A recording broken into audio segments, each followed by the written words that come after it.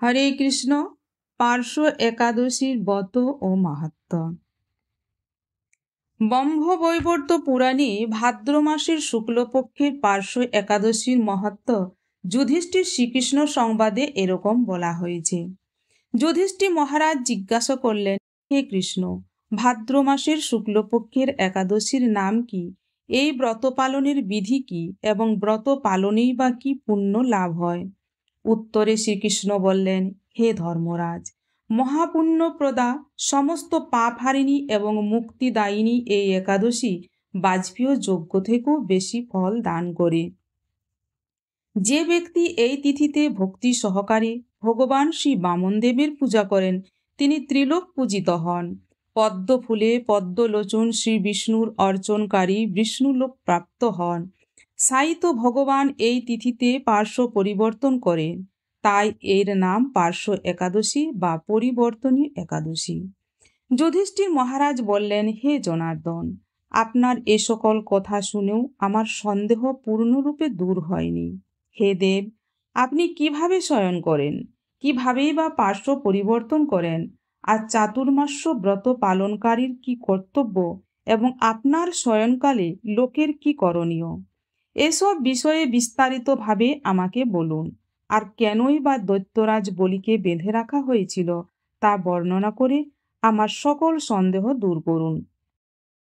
শ্রীকৃষ্ণ বললেন, হে রাজন, দৈত্যকুলে আবির্ভূত প্রহ্লাদ মহারাজার পৌত্র বলি আমার অতি প্রিয় ভক্ত ছিল। সে আমার সন্তুষ্ট বিধানের জন্য গোব্রাহ্মণ পূজা ও যজ্ঞাদি ব্রত সম্পাদন করত, কিন্তু ইন্দ্রের প্রতি বিদ্বেষবশত সকল দেবলোক সে জয় করে নেয়। তখন দেবতাগণ সহ ইন্দ্র আমার শরণাপন্ন হয়েছিল। তাদের প্রার্থনায় আমি ব্রাহ্মণ বালক বেশে বামন রূপে বলি মহারাজের যজ্ঞস্থলে উপস্থিত হলাম। তার কাছে আমি ত্রিপাদ ভূমি মাত্র প্রার্থনা করেছিলাম। সেই তুচ্ছ বস্তু থেকে আরও শ্রেষ্ঠ কিছু সে আমাকে দিতে চাইল। আমি কেবল ত্রিপাদ ভূমি গ্রহণে স্থির থাকলাম।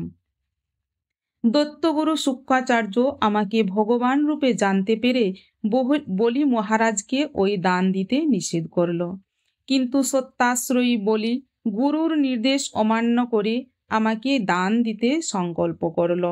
তখন আমি এক পদে নিচের সপ্তলোক, আরেক পদে উপরের সপ্তভুবন অধিকার করে নিলাম। পুনরায় তৃতীয় পদের স্থান চাইলে সে মাথা পেতে দিল। আমি তাকে মস্তকে তৃতীয় পদ স্থাপন করলাম। তার আচরণে সন্তুষ্ট হয়ে আমি সর্বদা তার কাছে বাস করার প্রতিশ্রুতি দিলাম। ভাদ্র শুক্লপক্ষিয়া একাদশীতে ভগবান শ্রী বামন দেবের এক মূর্তি বলি মহারাজের আশ্রমে স্থাপিত হয়। দ্বিতীয় মূর্তি ক্ষীরসাগরের অনন্ত দেবের কোলে শয়ন একাদশী থেকে উত্থান একাদশী পর্যন্ত 4 মাস শয়ন অবস্থায় থাকেন। এই 4 মাস যে ব্যক্তি নির্দিষ্ট নিয়ম, ব্রত বা জপ তপ ব্যতীত দিন যাপন করে, সেই মহামূর্খ জীবিত থাকলেও তাকে মৃত বলে জানতে হবে। শ্রাবণ মাসে শাক, ভাদ্র মাসে দই, আশ্বিনে দুধ, কার্তিক মাসে মাসকলাই বর্জন করে এই 4 মাস শ্রীকৃষ্ণের আরাধনা করতে হয়। প্রতিটি একাদশী ব্রত যথাযথ পালন করতে হয়। সাইত ভগবান পার্শ্ব পরিবর্তন করে বলে এই একাদশী মহাপুণ্য ও সকল অভীষ্ট প্রদাতা। এই একাদশীর ব্রত পালনে 1 সহস্র অশ্বমেধ যজ্ঞের ফল পাওয়া যায়। হরে কৃষ্ণ।